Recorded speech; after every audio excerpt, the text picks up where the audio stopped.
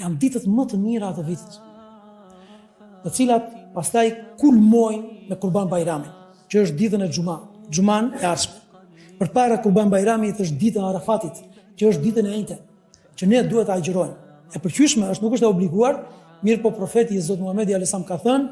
unë ju garantoj dhe shpresoj nga Allahu i lartësuar që ai që agjiron këtë ditë t'i falen gjunahet e 2 viteve, e vitit kaluar dhe vitit aktual, i falen prej Allahut të lartësuar. Është dita e njëjtë që ne na mundsof Zoti ta agjërojmë, dita e Arafatit, ku haxhilerët do të jenë mbi kodrën e Arafatit dhe është kulmi i ditëve, dita më e mirë e vitit,